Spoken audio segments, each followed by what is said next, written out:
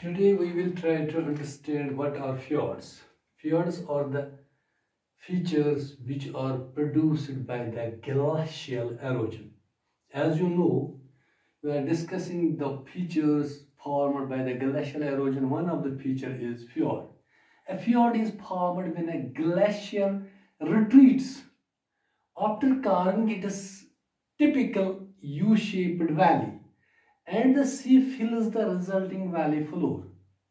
So we can say fjord is a long, deep, narrow body of water that reaches far inland. Glacial erosion produces U-shaped valleys or deep submerged valleys near the sea coasts by over-deepening. Within fjords, glaciers come in contact with seawater and blocks of ice are found to break off from the mass of the glacier. The blocks of ice float on the water in the form of ice. So, I will repeat. What are fjords? Fjords क्या होते हैं? fjord किस तरह से बन जाते हैं? fjord एक एरोजनल फीचर है ग्लेशियर का. जब ग्लेशियर पास ऑन हो जाता है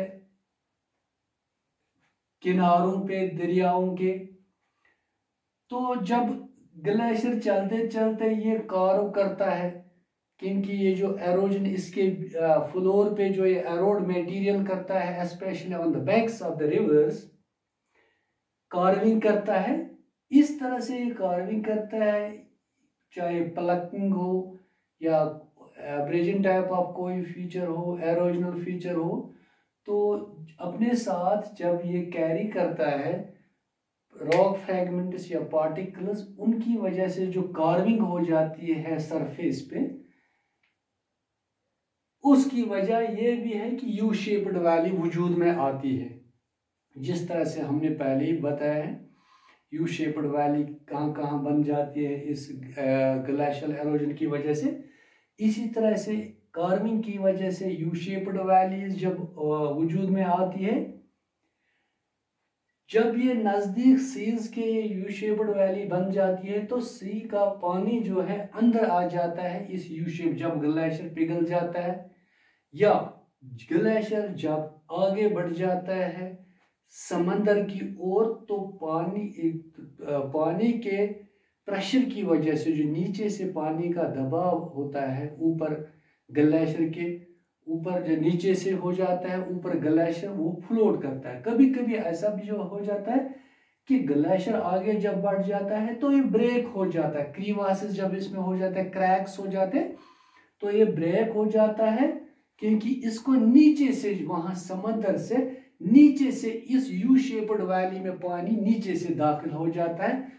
as the sea fills the resulting valley floor, valley floor को ये फिल करता है पानी से नीचे से समंदर, और ग्लेशियर जो है ऊपर उठता है. जब ग्लेशियर आगे से ऊपर उठा तो दबाव की वजह से ग्लेशियर टूट जाता है और वो फ्लोट करता है समंदर पे. लेकिन जो पानी घुस जाता है समंदर से इस वैली में, यू शेप्ड वैली में जो ग्लेशियर ने बनाई होती है, और ग्लेशियर के नीचे से पानी दाखिल हो जाता है इस यू शेप्ड वैली में, और ग्लेशियर को ये अपने ऊपर पानी उठाता है जब पानी दाखिल हो जाता है.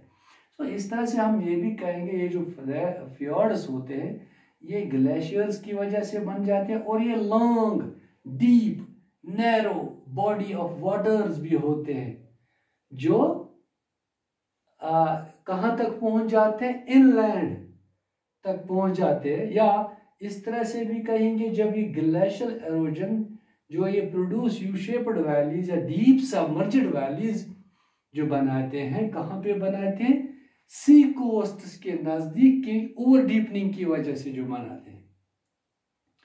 मैंने बताया आपको कि ये जो fjords है, जब glacier in contact with sea, नजदीक सी के पहुंच जाता है ग्लेशियर, इसके नीचे से इस वादी यू शेप्ड जो इसने बनाई होती है, इस यू शेप्ड वैली के नीचे से ग्लेशियर के नीचे से इस वैली में पानी दाखिल हो जाता है और ग्लेशियर पानी के ऊपर उठता है। पानी के प्रेशर की वजह से नीचे से ग्लेशियर इस पे फ्लोट करता है। कभी कभी क्या हो जाता है, जब ग्लेशियर आगे बढ़ता है तो दबाव की वजह से ग्लेशियर आगे से टूट जाता है, क्योंकि आगे पानी ही पानी होता है, खोखला होता है। यहाँ पे सॉलिड ज़मीन पे होता है वैली में, लेकिन आगे जब जाता तो टूट जाता है पानी से पिघलने की वजह से। फिर जब टूट जाता है तो पानी अंदर तक इस वैली, यू शेप्ड वैली में दाखिल, जो किनारे पे यू शेप्ड वैली बनी होती है उसमें दाखिल हो जाता है।